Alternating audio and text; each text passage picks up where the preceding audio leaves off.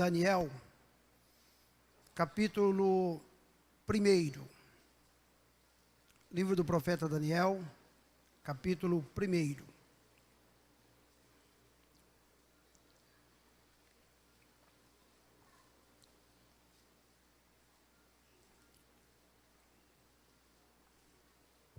Livro do profeta Daniel, capítulo 1.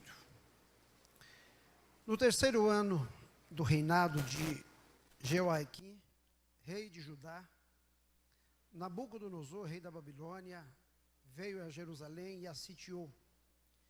E o Senhor entregou Jeoaquim, rei de Judá, nas suas mãos, e também alguns dos utensílios para o templo do seu Deus na terra de Sinear, e os colocou na casa do tesouro do seu Deus. Depois que o rei ordenou a Aspenaz, chefe dos oficiais da sua corte, que trouxesse alguns dos israelitas da família real e da nobreza, jovens sem defeito físico, de boa aparência, cultos, inteligentes, que dominassem os vários campos do conhecimento e fossem capacitados para servir no palácio do rei. Ele deveria ensinar-lhes a língua e a literatura dos babilônios. De sua própria mesa, o rei designou-lhes uma porção diária de comida e de vinho. Eles receberiam um treinamento durante 3 anos e depois disso passariam a servir o rei. Entre esses estavam alguns que vieram de Judá: Daniel, Ananias, Misael e Azarias. O chefe dos oficiais deu-lhes novos nomes. A Daniel deu o nome de Beltesazar, a Ananias, Sadraque, a Misael, Mesaque, e Azarias, Abdenego. Daniel, contudo, decidiu não se tornar impuro com a comida e com o vinho do rei, e pediu ao chefe dos oficiais permissão para se abster deles. E Deus fez com que o homem fosse bondoso para com Daniel e tivesse simpatia por ele. Apesar disso, ele disse a Daniel: tenho medo do rei, o meu senhor, que determinou a comida e a bebida de vocês. E se ele os achar menos saudáveis que os outros jovens da mesma idade, o rei poderia pedir a minha cabeça por causa de vocês. Daniel disse então ao homem que o chefe dos oficiais tinha encarregado de cuidar deles, e de Ananias, Misael e Azarias: peço-lhe que faça uma experiência com seus servos durante 10 dias. Não nos dê nada além de vegetais para comer e água para beber. Depois compare a nossa aparência com as dos jovens que comem a comida do rei e trate os seus servos de acordo com o que você concluir. Ele concordou e fez a experiência com ele durante 10 dias. Passados 10 dias, eles pareciam mais saudáveis e mais fortes do que todos os jovens que comiam a comida da mesa do rei. Assim, o encarregado tirou a comida especial e o vinho que haviam sido designados, e em lugar disso lhes dava vegetais.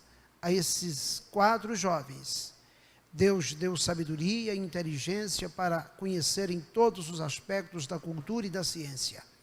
E Daniel, além disso, sabia interpretar todo tipo de visões e sonhos. Ao final do tempo estabelecido pelo rei para que os jovens fossem trazidos à sua presença, o chefe dos oficiais os apresentou a Nabucodonosor. O rei conversou com eles e não encontrou ninguém comparável a Daniel, Ananias, Misael e Azarias, de modo que eles passaram a servir o rei. O rei lhes fez perguntas sobre todos os assuntos que exigiam sabedoria e conhecimento, e descobriu que eram 10 vezes mais sábios do que todos os magos e encantadores de todo o seu reino. Daniel permaneceu ali até o 1º ano do rei Ciro. Vamos orar. Pai, nós te damos graças. Esta é a tua palavra, palavra bendita, palavra gloriosa, palavra eterna, palavra atual, palavra ungida. Senhor, nós te louvamos, porque temos elas não apenas em nossas mãos, ao nosso alcance, mas temos ela no nosso coração, na nossa mente, como regra de fé, como princípio normativo para as nossas vidas. Te pedimos nesta noite, em nome de Jesus, que o teu Espírito Santo venha nos ajudar, venha nos abençoar. É o que nós te pedimos no precioso nome de Jesus Cristo. Amém. Podeis tomar os vossos assentos. Queridos irmãos,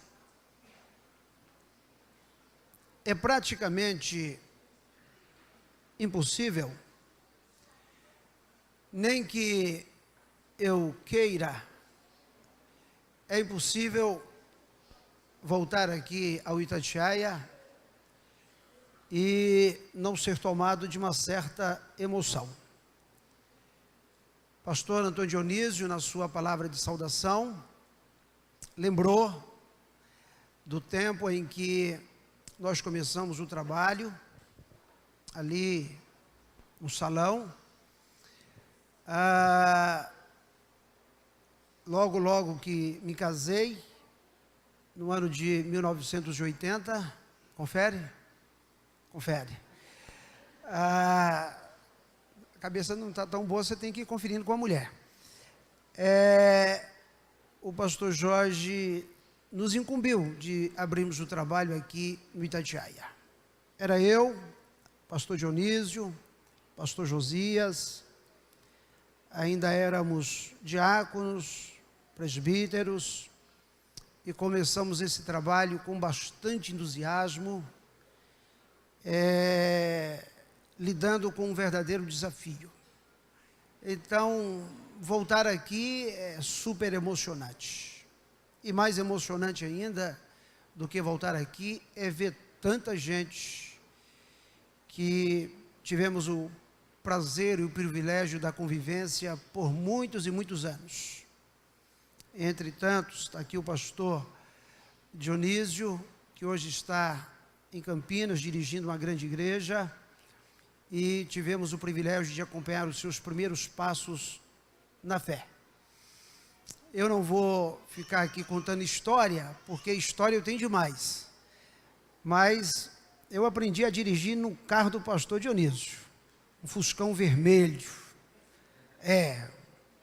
Colocamos gasolina nele aí, fomos para a roça, e poço de água eu não perdia um, pegava todos. Mas uma pessoa que prezamos, amamos de coração.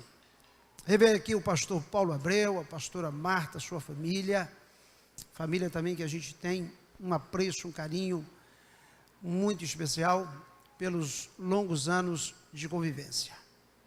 A todos os irmãos aqui de Vila Nova, da sede, eu quero cumprimentar vocês, cumprimentando o pastor Doriel, que é um dos vice-presidentes, superintendente desse trabalho desde há muito tempo, né? E uma pessoa também especialíssima, muito cara para todos nós. Hoje eu matei a vontade de ouvir o Galvão cantar, principalmente aquele primeiro hino. Quando o pastor Wesley passou ali, eu falei assim, sai aquele? Ele, sai. E saiu. Um hino que eu sou profundamente apaixonado por ele. E todos os irmãos que estão aqui, de outras igrejas, de outras congregações, nosso vereador divino, e os irmãos aqui da região do Pompeia, é uma alegria muito grande poder revê-los. Pastor Isaac quase que foi para Sobradinho, quase. Eu fiquei sabendo notícia dele em Luiz Eduardo Magalhães.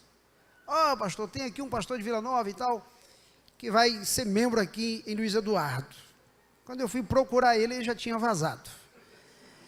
Não sei porquê, né? A cidade tão boa, tão próspera, esse pessoal de Goiânia tem um negócio, né? Anda,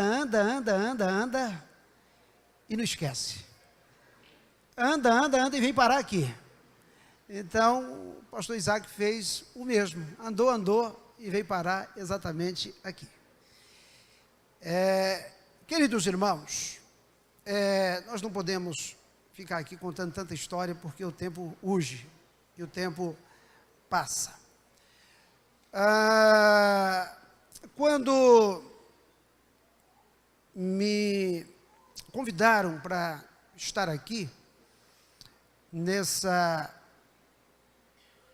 nesse evento, me passaram o tema Homens Fortes em Tempos Difíceis. Homens fortes em tempos difíceis. A história bíblica é também a história de muitos homens e homens que se destacaram no seu tempo, homens que se destacaram na sua missão e que acabaram se tornando referências para a nossa fé e para a nossa vida cristã. De sorte que é impossível falar determinados temas sem relacionar esses temas a determinados personagens. Exemplo, não dá para falar de fé e deixar Abraão de lado. Não dá para falar de valente, guerreiro e deixar Davi fora. Não dá absolutamente para falar de mansidão e excluirmos, evidentemente, Moisés. Não dá para falar sobre sabedoria e deixar exatamente Salomão fora. E não dá para falar de integridade, de caráter e deixar Daniel de fora. Daniel é o exemplo máximo que nós temos de homem que sobreviveu a uma cultura perversa, corrompida, idólatra, a uma cultura muito semelhante à nossa cultura. Apesar do tempo que nos separa da história de Daniel. Mas a cultura aonde Daniel foi viver após os seus 17 anos de idade aproximadamente, era uma cultura extremamente perversa, extremamente corrompida. E, segundo os historiadores, Daniel ficou ali na Babilônia, dos seus 17 até aproximadamente os seus 84, 85 anos de vida. E sempre com a mesma conduta. A sua vida sempre pontuada pelos mesmos comportamentos. Tanto é que quando surgia alguma situação complexa, difícil, quem era lembrado? Daniel. Então Daniel é para nós esse modelo de homem forte, porque a força de um homem não está no braço, a força de um homem não está no seu intelecto, a força de um homem não está na sua influência, a força de um homem não está no poder econômico, a força de um homem está no seu caráter. A força de um homem está no seu caráter. Você avalia a força de um homem exatamente por conta do seu caráter. Agora, quando nós falamos de tempos difíceis, o que a gente quer de fato dizer, o que a gente quer informar quando a gente diz que estamos vivendo tempos difíceis? Nós chegamos aonde chegamos, não foi de ontem para cá. Nós chegamos aonde chegamos, não foi do século passado para este século. Chegamos aonde chegamos através de uma construção histórica. E se nós fizermos um recorte histórico e pegarmos a partir do Iluminismo, a partir da Revolução Francesa, nós iremos observar o quanto que o homem foi influenciado a se distanciar de Deus. Não esqueço de uma professora na academia, ela estava lecionando humanismo, e ela disse: o grande feito do humanismo o grande feito do iluminismo foi exatamente tirar Deus do centro e colocar o homem no centro. Esse foi o grande feito do humanismo, dizia ela. Então, a partir do iluminismo, se fizermos um recorte histórico, nós iremos perceber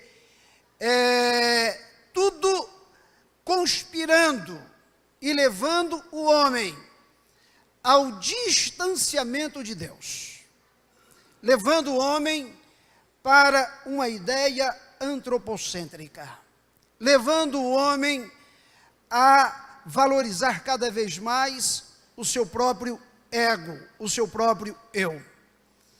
Primeiro, o iluminismo, ele vinculou a identidade humana à razão.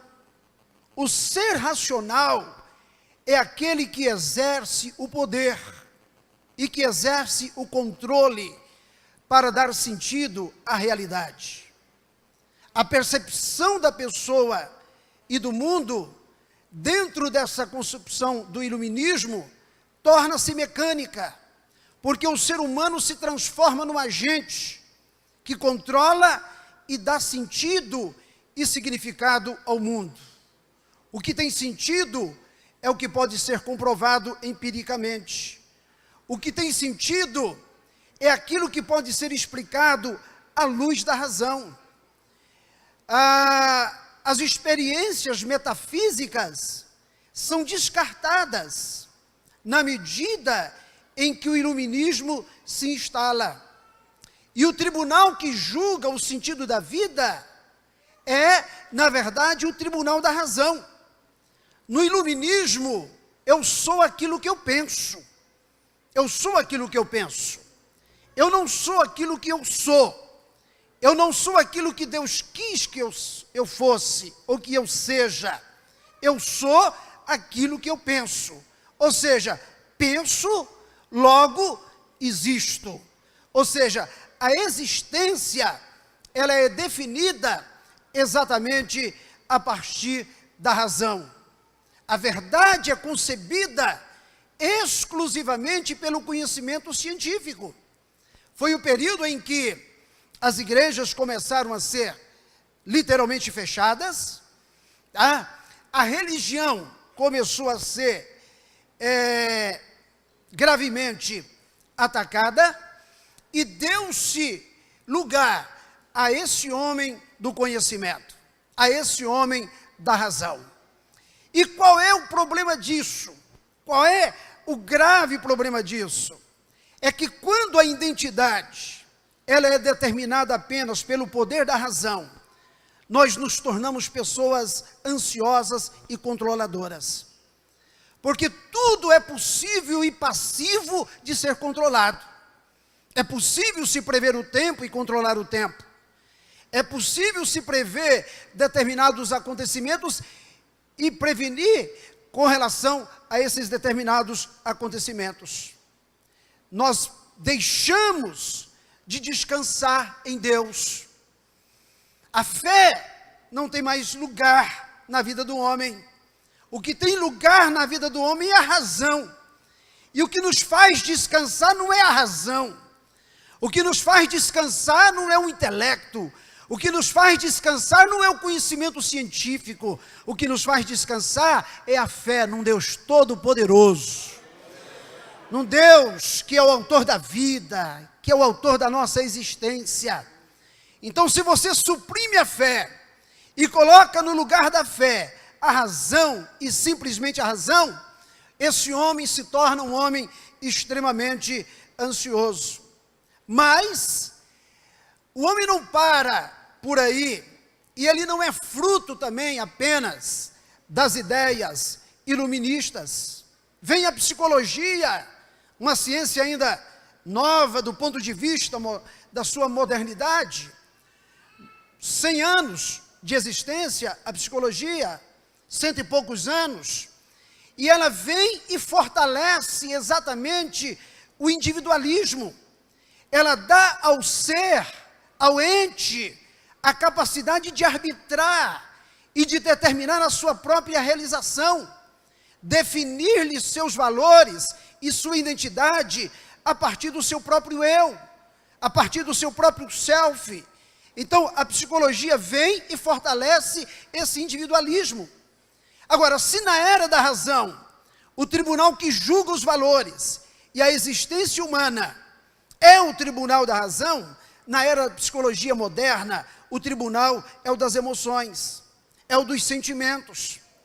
Por exemplo, nós estamos vivenciando uma revolução nos conceitos de família, exatamente por conta também de um conceito da psicologia, das ciências sociais, das ciências humanas, que o que define uma relação é simplesmente a afetividade.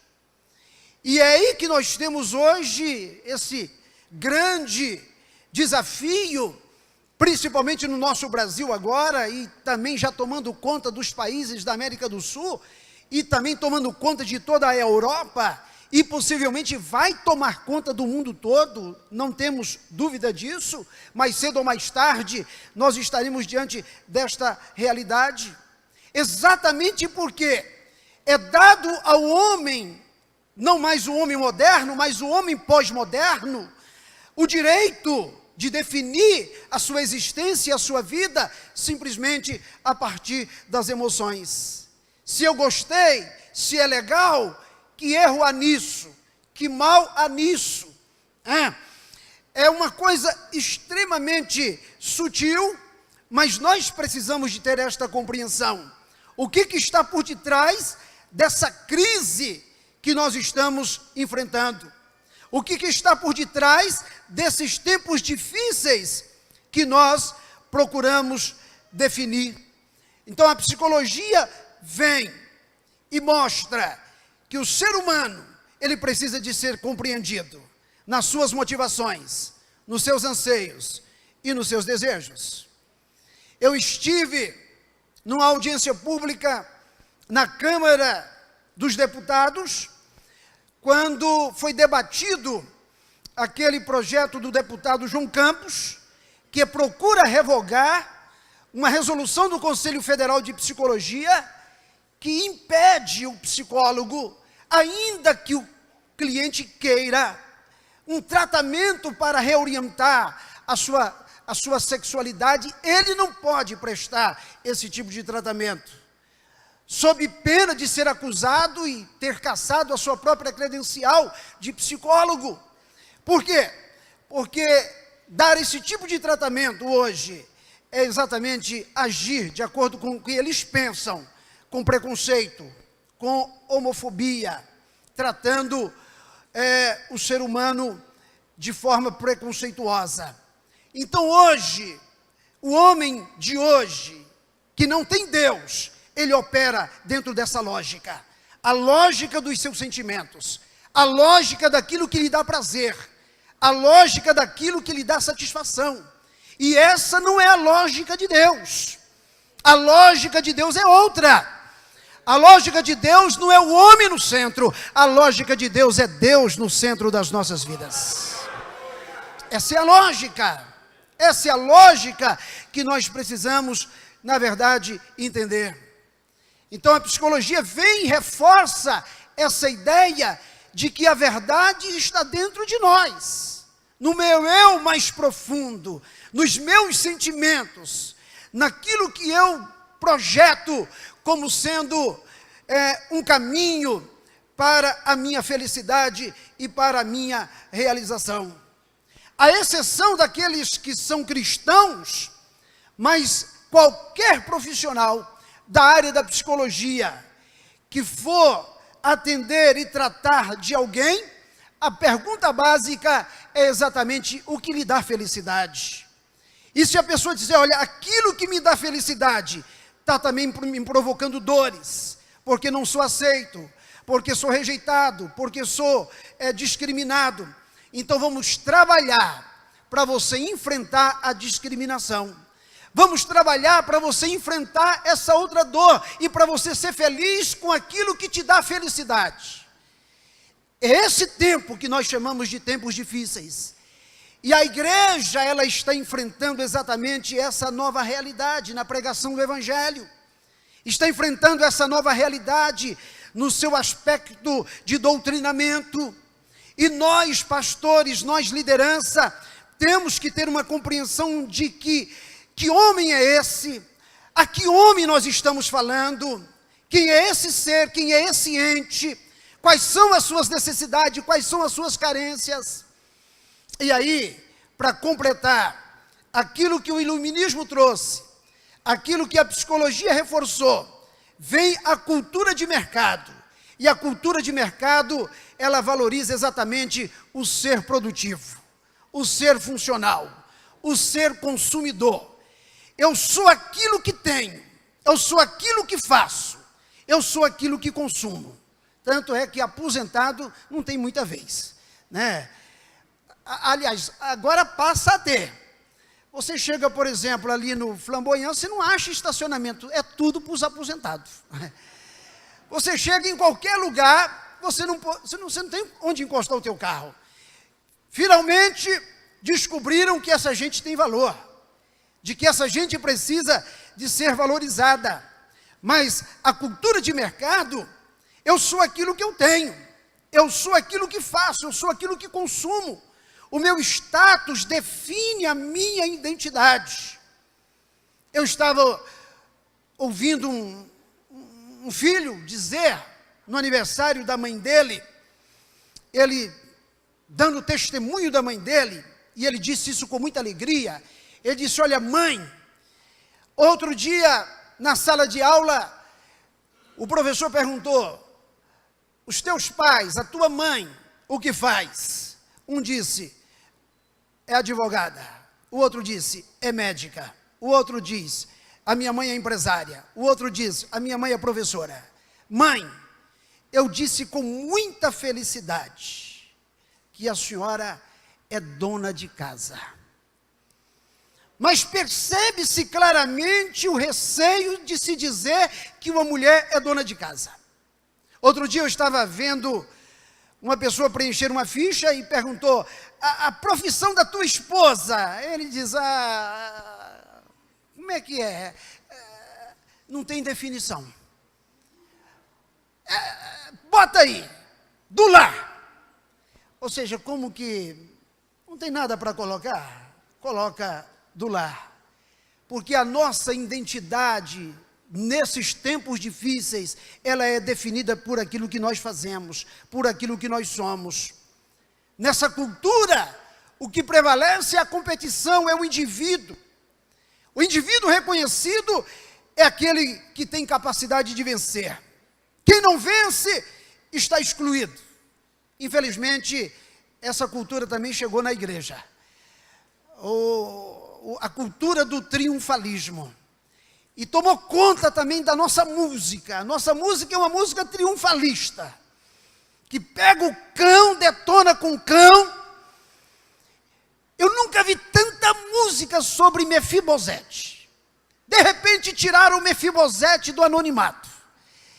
E tudo agora é Mefibosete. Saiu de Lodebar e sentou na mesa do rei. Você vai comer na mesa do rei. Você vai assentar na mesa do rei. E a gente fica cheio de sentar na mesa do rei. Exatamente absorvendo, sendo absortos por essa cultura que às vezes estraga a nossa vida com Deus, porque nos faz ver a vida em relação ao ter e não ao ser, e Deus está interessado não naquilo que temos, mas naquilo que somos. Jesus não disse vocês têm sal, ele disse vocês são sal. Ele não disse vocês têm luz, ele disse vocês são luz do mundo. Amém? Esse é o tempo que nós chamamos de tempos difíceis. Tempos difíceis. Se o velho adágio da modernidade foi penso, logo existo, hoje o adágio pós-moderno afirma: se estou conectado, se sou visto e notado, se tenho uma profissão e um bom salário, então existo. A pessoa que não tem e-mail, para dizer que ela não tem meio, ela fica vermelha de vergonha. Por quê? Porque estar conectado, estar na rede, é tudo para o homem. É a sua identidade no mundo psicossocial. Nós estamos vivendo exatamente esses tempos difíceis. Tempos difíceis que são denominados pelos estudiosos de tempos pós-modernos, que é uma época em que se questiona as noções clássicas de verdade. O que é verdade? A minha verdade. O que é verdade? A tua verdade. Eu tenho a minha verdade e você tem a sua verdade. E, infelizmente, isso entrou também para a própria teologia. Porque hoje nós vivemos uma teologia de hermenêutica livre, subjetiva. Eu dou ao texto não aquilo que o texto diz. Eu dou ao texto aquilo que eu acho que o texto diz. Aquilo que eu acho que é interessante o texto dizer. Nós estamos vivendo em uma época em que se questiona as noções clássicas de verdade, de razão, de identidade e de objetividade. Rejeita-se completamente os fundamentos definitivos de explicação. São dias em que o mundo é visto como contingente, como gratuito, como diverso, como instável. Nada representa mais essa cultura pós-moderna do que a música de Raul Seixas. Eu prefiro ser essa metamorfose ambulante do que ter aquela velha opinião formada sobre tudo. Nada é estável, nada é fixo, tudo é removível. O que é hoje não será amanhã, o que é amanhã não será depois. E nós temos que ter muito cuidado porque nós estamos dentro desse caldo cultural. Nós estamos exatamente imersos dentro desse caldo cultural. É mais ou menos o homem de Heráclito. O homem de Heráclito, ele dizia o seguinte: um homem não toma banho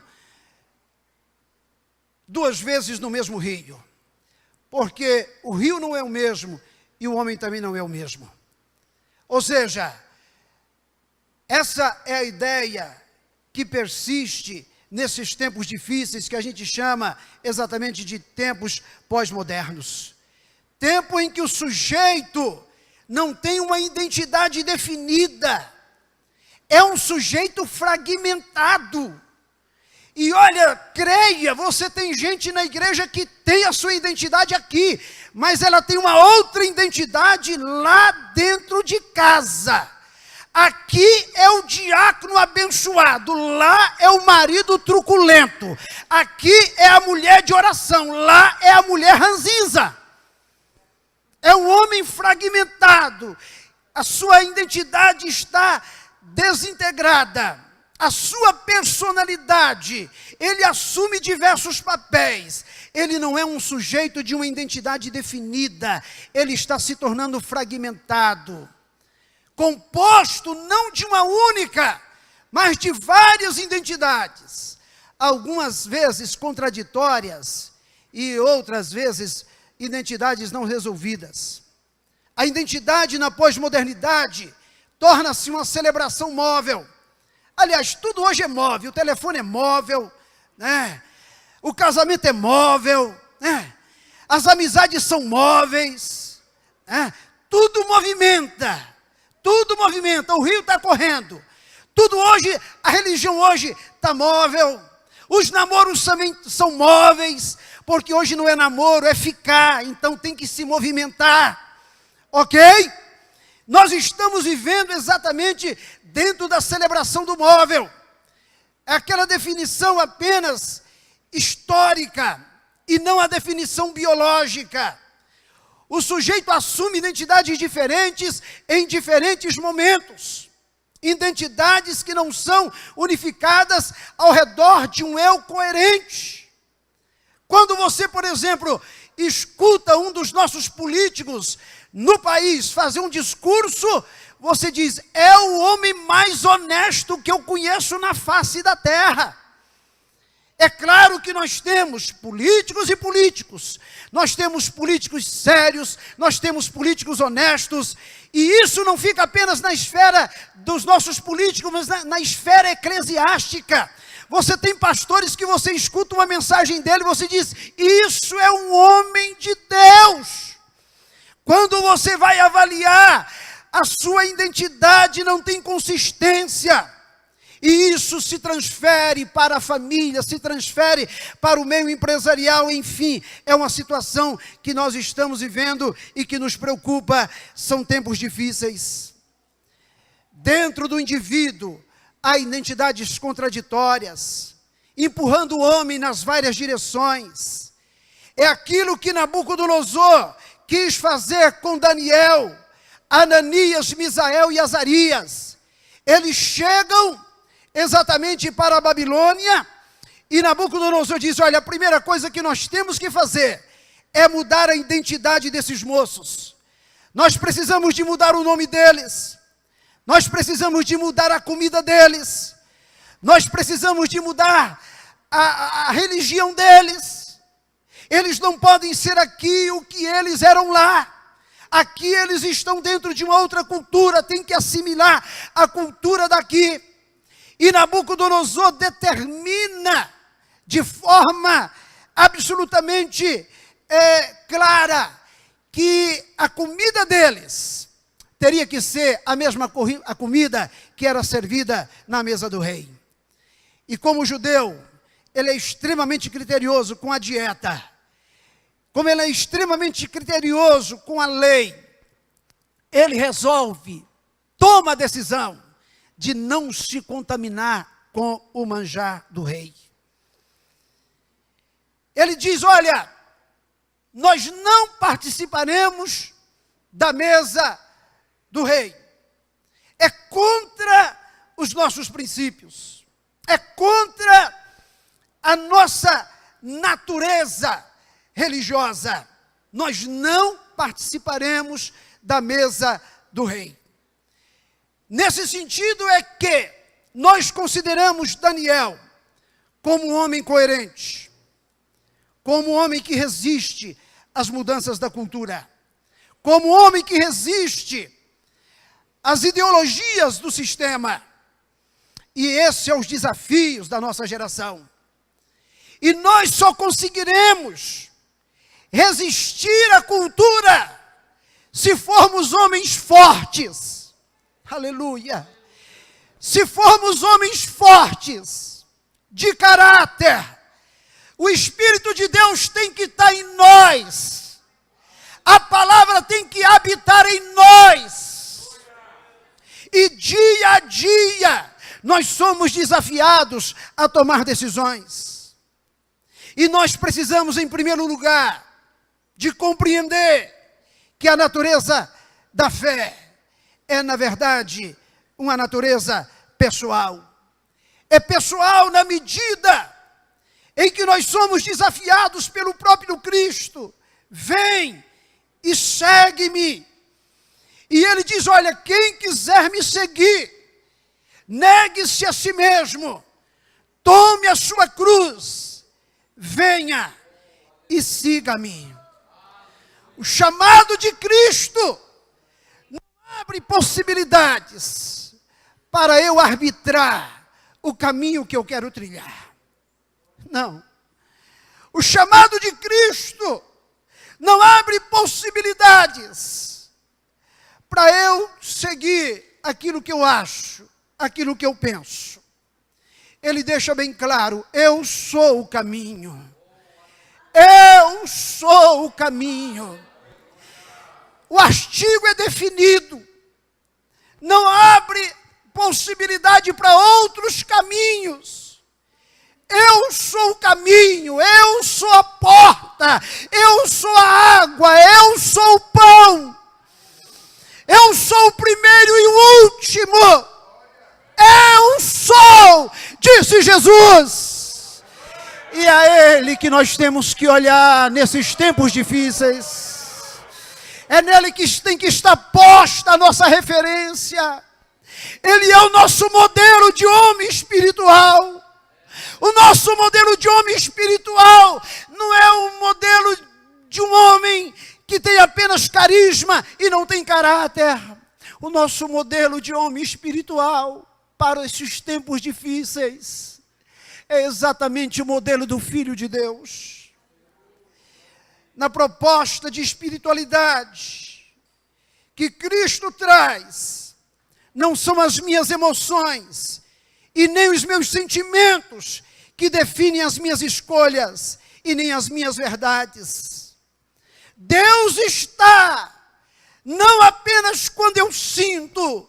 O que define a presença de Deus e Deus falar, não é apenas a partir daquilo que eu sinto. Às vezes eu posso sentir e não é Deus. Às vezes eu posso sentir e Ele não está falando. Não é o meu sentimento que define e que diz que Ele está. Ele está porque está. Aleluia! Porque Ele é fiel à sua palavra e às suas promessas. Aleluia! Você pode levantar a sua mão para os céus e dar glória ao nome do Senhor Jesus.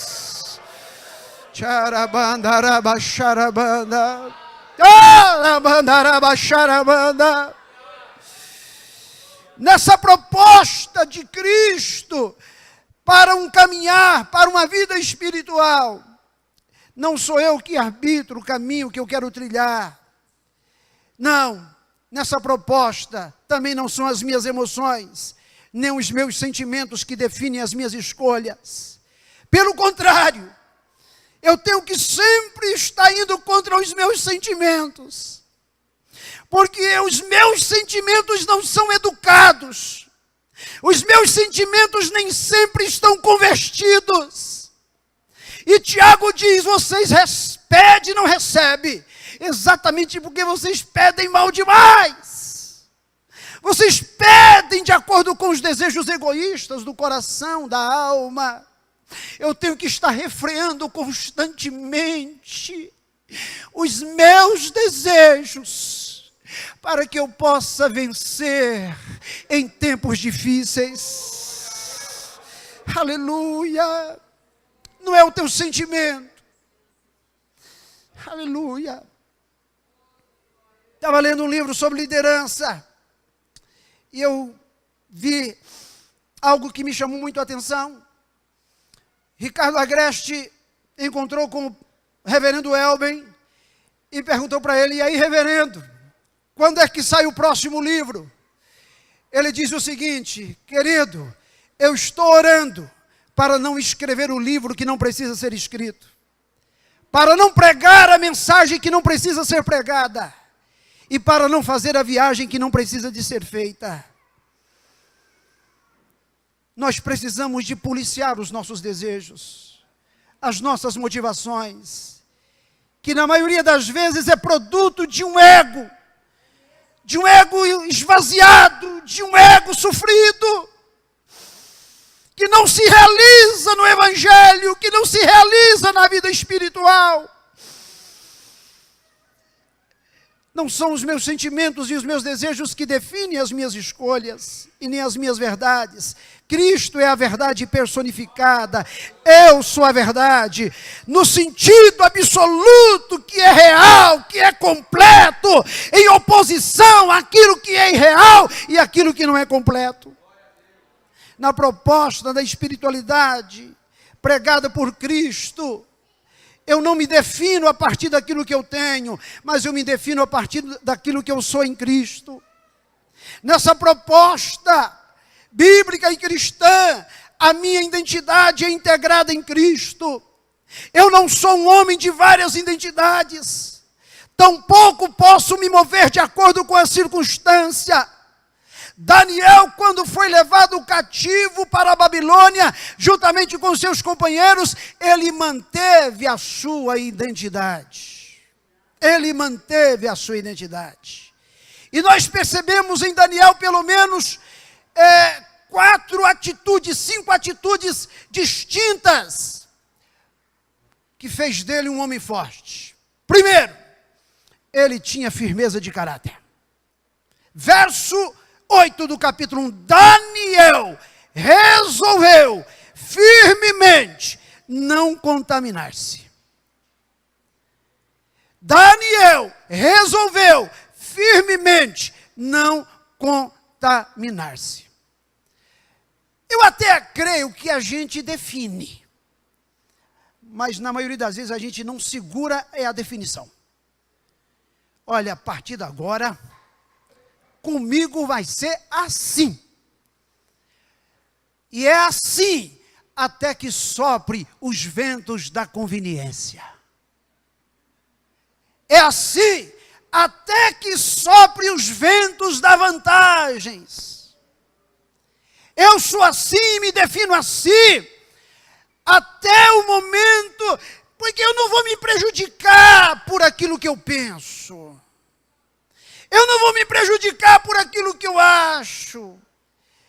Afinal de contas, todo mundo hoje anda fazendo, dando um jeitinho. Se você quiser ler um bom livro, leia o livro do Lourenço, Dando um Jeitinho no Jeitinho Brasileiro. Aquela multinha lá, deixei lá, já quebrou, graças a Deus, não vou ter que pagar. C.S. Lewis dizia uma coisa muito interessante, diz, olha, a ideia de perdoar é bonita até ter que perdoar. A ideia de fidelidade é bonita até o momento em que você tem que se manter firme. E Daniel disse, eu vou me manter firme. Eu vou me manter firme. Essa firmeza de caráter é imprescindível para quem quer vencer a sedução da cultura. O rapaz dizia, olha, ela pode ser bonitinha, olhos azuis, mas se não for crente, não tem vez. Olha, pode ser feinha, desajeitada, mas se tiver Jesus no coração, tem chance. Firmeza de caráter, de propósito. Não é aquela firmeza até que a firmeza seja testada. Ou seja, não é firmeza de discurso, não é firmeza de retórica, não é firmeza filosófica, não é firmeza ideológica, é firmeza mesmo. Daqui eu não saio, daqui eu não arredo os meus pés, eu sei em quem tenho crido, e é fiel para guardar os meus depósitos. Oh, glória! Aleluia! Todos os dias você tem que tomar algum tipo de decisão, aonde você vai revelar a tua firmeza ou a sua não firmeza. Josué está prestes a partir, ele reúne todo o Israel e diz, olha, se vocês querem servir aos deuses que serviram os pais de vocês, sirva-os, siga-os, mas eu já decidi, eu e a minha casa serviremos ao Senhor. Oh, aleluia! Aleluia! Não faça concessões, não faça concessões, principalmente à carne, não faça concessões à carne. Mas Daniel, para lutar e vencer a cultura na qual ele estava imerso, ele também teve que exercer fé em Deus. Diga, fé em Deus. Mais forte, fé em Deus. Olha o tanto que o projeto de Daniel era arriscado. Chama o chefe e diz, olha, eu tenho uma proposta para lhe fazer. Da comida do rei, a gente não vai comer. Isso aí a gente já decidiu isso aí. Isso aí já é questão fechada. Nós não vamos comer. Nós queremos que você faça uma experiência de 10 dias. Dá-nos uma comida diferente. Nós não queremos do vinho do rei. Nós não queremos do pão que vai à mesa do rei. Nós queremos uma comida diferente. Nós vamos comer folha. Irmão, comer folha com Deus é muito mais vantajoso do que comer picanha com o diabo. Oh, glória! É muito melhor folha com Deus. do que picanha com o mundo, do que boi gordo na tormenta, diz Salomão. Então, dá folha para a gente. E aí diz que deram folha para Daniel, deram folhas para Ananias, para Misael e Azarias. E eles confiaram no cuidado de Deus. Aleluia. Passados 10 dias, eles pareciam mais saudáveis e mais fortes do que todos os jovens que comiam a comida da mesa do rei. E a esses 4 jovens, Deus deu sabedoria e inteligência para conhecer todos os aspectos da cultura e da ciência. E a Daniel, além disso, ele sabia interpretar todo tipo de visões e sonhos. Eles se entregaram aos cuidados de Deus. Isso é fé. Isso é fé.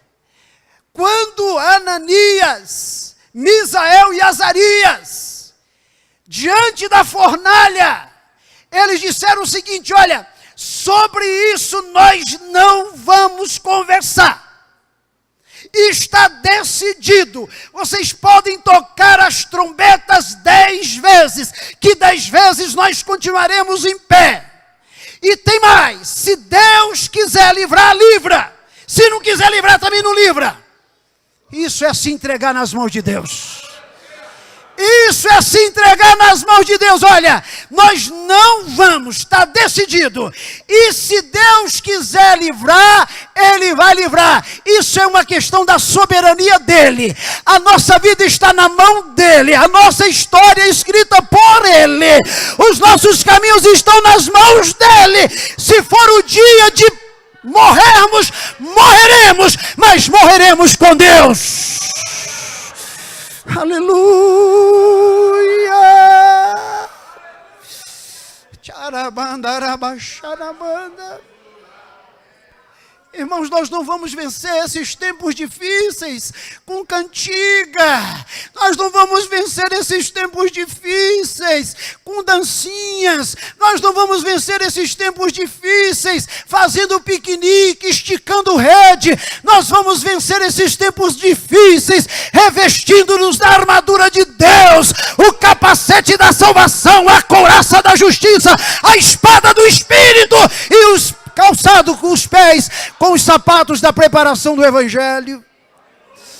Chegou a hora da igreja verdadeira definir frente a este mundo, oh glória, aleluia. Para isso você precisa de entregar a tua vida a Deus. Eles se entregaram aos cuidados de Deus, isto é fé, confiaram em Deus, sobressaíram-se dos demais e deixaram de ser cauda para ser cabeça. Se você confiar em Deus, Deus vai honrar a sua fé. Deus vai honrar a sua fé. Aleluia. Pastor, está pintando um negócio lá no serviço, é sujo. Não manda a mão nisso não, querido. Tira a mão disso. Pastor, o prejuízo pode ser grande. Toma prejuízo. Lá na frente Deus te restitui. Aleluia. Tem uma situação lá, pastor, que se eu participar, eu vou ficar muitos e muitos anos folgado. É lícito, é justo. Jesus faria. Não, pastor, Jesus não faria. Casca fora. Deixa nas mãos de Deus. Aleluia, aleluia, aleluia, aleluia. Deixa nas mãos de Deus. Mas pastor, tantos já fizeram. Você não foi chamado para ir com a maioria.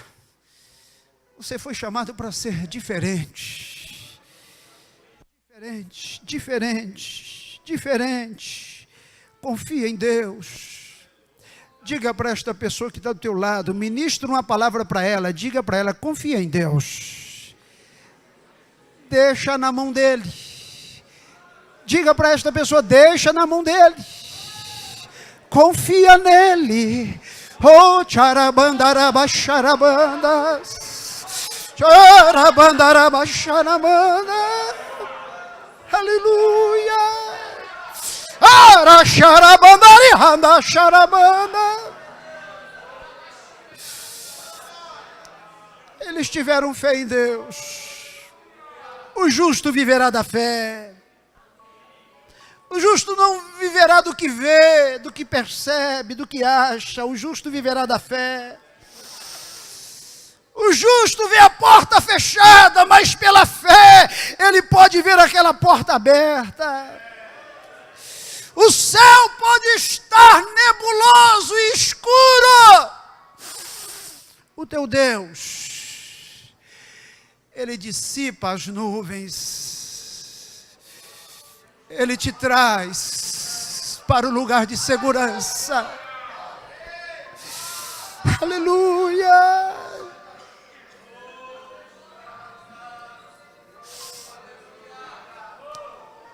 Achei uma outra característica importantíssima na vida de Daniel. Daniel tinha distinção espiritual. A opção deles foi pela simplicidade, em contraste com o luxo que lhes foi oferecido. O rei tentou comprar os favores de Daniel com presentes, oferecendo-lhe poder político. Mas ele respondeu dizendo: os teus presentes fiquem contigo e dá os teus prêmios a outrem. Eu não, estou fora. Oh, aleluia, aleluia. Queridos, eu sei que é muito difícil. Eu sei que as imposições falam muito alto. Eu sei que há muitos olhos voltados para mim e para você. Mas Paulo está bradando e dizendo: meus amados e muito queridos irmãos, rogo-vos pela compaixão. Eu estou sentindo dor, diz Paulo, para falar isso com vocês. Eu rogo, eu peço, eu insisto, não se amoldem, não se conformem com este mundo, mas transformai-vos pela renovação do vosso entendimento, para que você possa experimentar qual é a boa, perfeita e agradável vontade de Deus. Eu vim aqui esta noite para falar exatamente o que eu estou te dizendo. Mas eu vim aqui nesta noite também para ministrar sobre a tua vida. Eu sei que você é humano. Eu sei que nós temos as nossas fraquezas. Eu sei que nós somos vulneráveis. Eu sei que não é fácil tomar posições como Daniel tomou, mas é possível. É possível. É possível. E nesta noite eu vou orar para que Deus te revista. Eu vou orar para que Deus te revista. O poder de Deus é para isso. O poder de Deus não é para me tornar distinto entre tantos. O poder de Deus não é para que eu mostre mais espiritualidade do que todos. O poder de Deus é para que eu possa resistir no dia mau, no dia difícil. Mas Daniel, e eu já caminho para o encerramento da minha palavra, ele tinha intimidade com Deus. Está faltando um negócio para a igreja que está pegando. Está faltando um negócio na vida da igreja e isso está pegando. Está faltando intimidade com Deus. Está faltando oração. 3 vezes ao dia, Daniel abria as janelas para o lado de Jerusalém e orava. sai o decreto: ninguém pode durante 30 dias orar a outro Deus. Daniel disse: para mim isso não vale. Ele continua abrindo as portas e as janelas e orando para o lado de Jerusalém. Ele tinha intimidade com Deus. 3 vezes ao dia ele se voltava para Jerusalém e orava a Deus. Você não vai vencer a sedução do mundo se você não tiver intimidade com o céu. Não vai vencer. A notícia que eu tenho para você é boa e é ruim. Por um lado é ruim, porque eu tenho que te dizer, sem oração não vai. Sem oração é isso aí. É um dia ruim, outro pior. É um dia triste, outro dia mais abatido. É um dia desanimado e outro dia mais desanimado ainda. Mas quando você ora, aleluia, a força de Deus vem para a sua vida. É mais ou menos aquilo que Abacuque orou, quando ele disse: Senhor, como é que vai ser o futuro do nosso povo? Deus disse: meu filho, só está começando a luta, vai morrer gente demais ainda, a minha ira ainda vai ser despejada, o meu povo tem que aprender. Aí Abacuque disse: Senhor, se é tudo isso que vem pela frente, eu te peço uma coisa: aviva a tua obra no meio dos anos. Aviva a tua obra, para que a gente possa sobreviver e sair do outro lado. Aleluia, intimidade. Cara, aleluia, pastor, a igreja não está atendendo mais as minhas necessidades espirituais.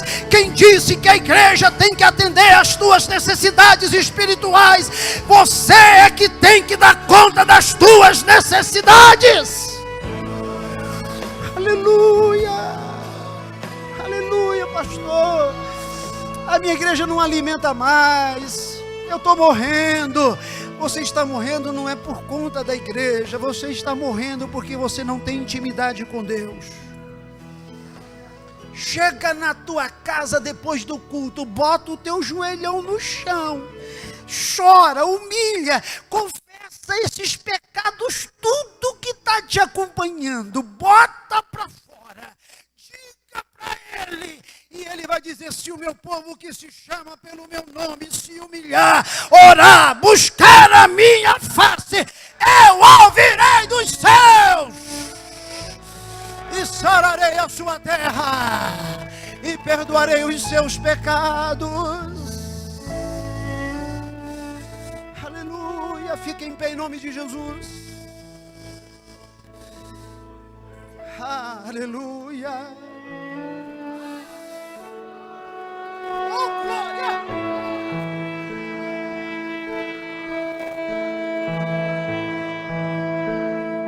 Homens fortes para tempos difíceis. Aleluia. Pode deixar o fundo aí. Daniel finalmente era um homem de visão. Ele entendeu que o Senhor tinha ministério para ele na Babilônia. Muitos daqueles que foram para a Babilônia, quando chegavam e diziam para ele: toca alguma coisa aí, ele disse: não dá para tocar. Como que a gente vai tocar? A gente está cativo, a gente está preso. Daniel não, eu vim para cá para fazer a diferença. Babilônia não é meu lugar, mas enquanto em Babilônia eu estiver, eu serei diferente. Aleluia.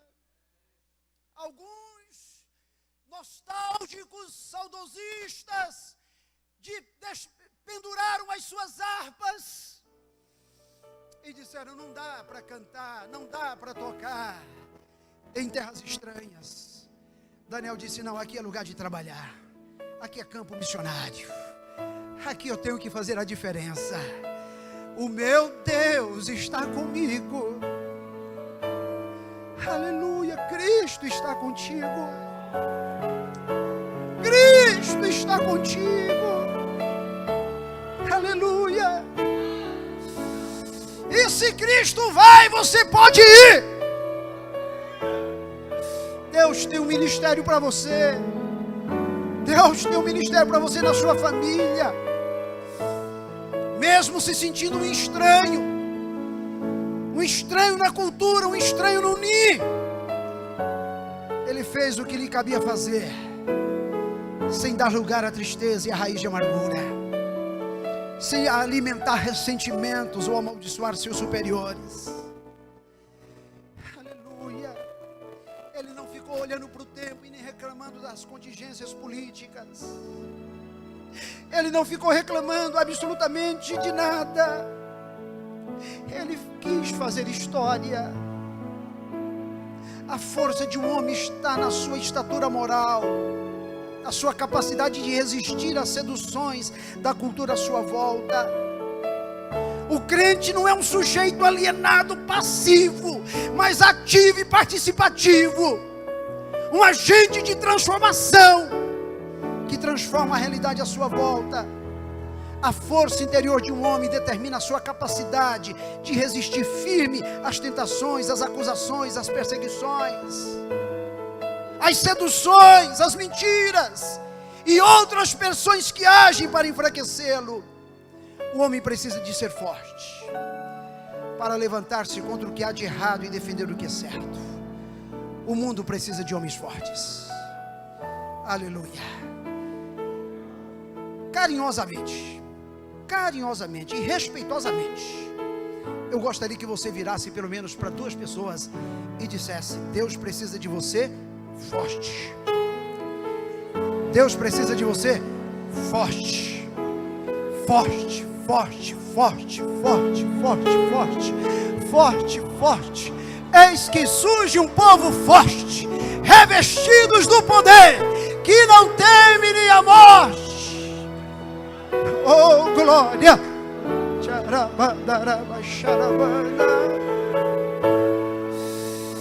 Aleluia! Aleluia! Aleluia!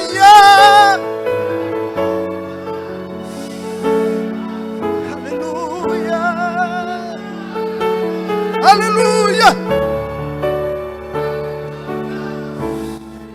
Charamanda, charamanda.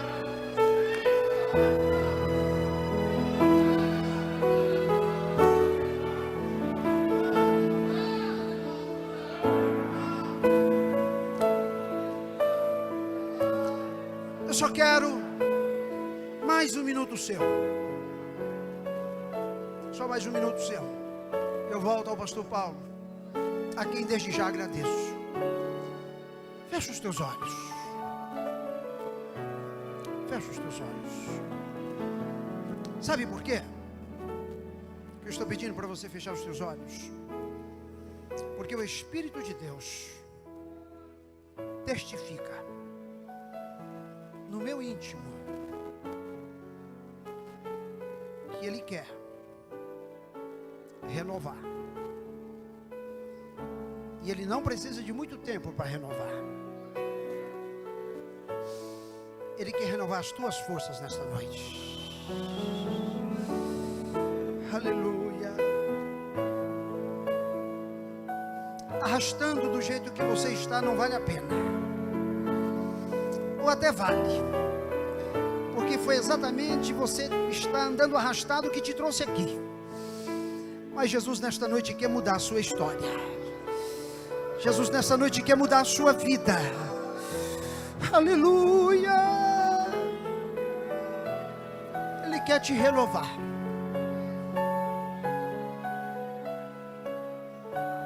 Tem muitas pessoas aqui nesta noite batizadas, renovadas no Espírito de Deus, que pararam de falar línguas estranhas e nunca mais se preocupou com isso.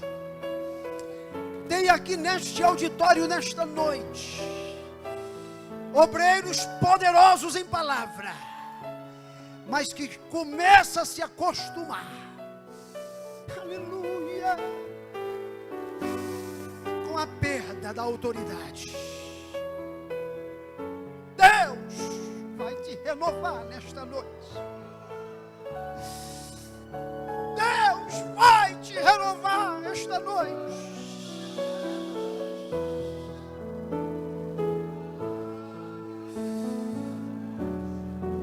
Fecha os teus olhos. Coloque a tua mão no teu coração. Coloque a tua mão no teu coração. E veja só o que Deus vai fazer. E veja só o que Deus vai fazer. Sem muito barulho, sem muito alarde, sem vir aqui à frente. Aí onde você está. Agora. Agora. Agora. Em nome de Jesus. Receba o renovo para a tua vida agora. Receba agora, agora, em nome de Jesus. Você que é batizado com o Espírito Santo e há muito tempo não fala em línguas estranhas, debaixo da autoridade do Espírito, fale em línguas estranhas agora, em nome de Jesus.